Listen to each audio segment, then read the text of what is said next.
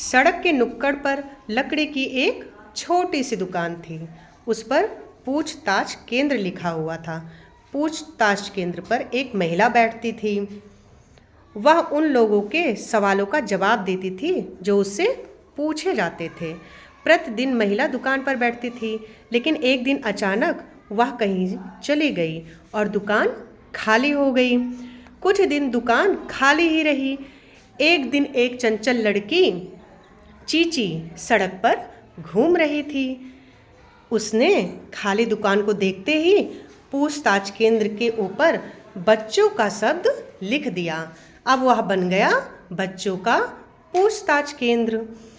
ये लिखने के बाद वह दुकान में जाकर के आराम से बैठ गई और प्रतीक्षा करने लगी, कोई आए और वह उसके सवालों का जवाब दे, उससे वह सवाल पूछे।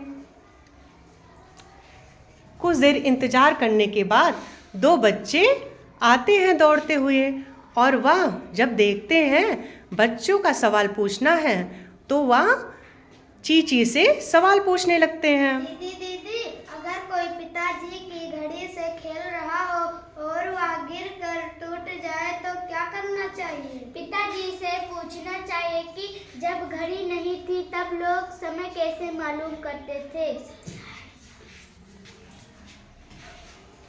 और सारे बच्चे यह देख करके लाइन में लग जाते हैं, सवाल पूछने के लिए इकट्ठा हो जाते हैं। उनको बड़ा मजा आता है कि अब तो यह बच्चों का पूछताछ केंद्र बन गया है।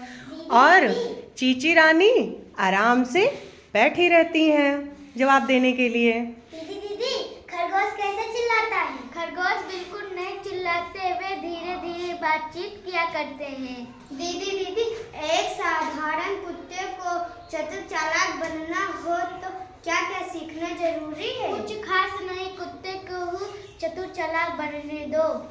दीदी, चांद रात में रोशनी देते हैं, सूरज दिन में, ऐसा क्यों? वह उन्होंने तय कर रखा है। दीदी, बड़ों को सब काम करने की स्वतंत्रता है पर बच्चों को क्यों नहीं? यह प्रश्न गलत है, बड़ों को ही स्वतंत्रता करने नहीं है। मुझे एक सवाल और पूछना है।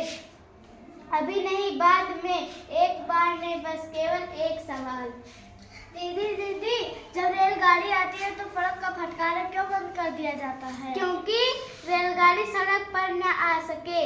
दीदी, क्या तुम तरबूज को एक ही बार में दांत से काट सकती हो? हाँ, मैं काट सकती हूँ। शर्त लगा लो, तुम नहीं काट सकती। मैं शर्त लगाती हूँ। अब बच्चे शर्त लगाने लगे तो चीची गुस्सा करके पूछताछ केंद्र की जगह पर उसने रखा, पूछताछ केंद्र शर्त लगाने के लिए बंद है।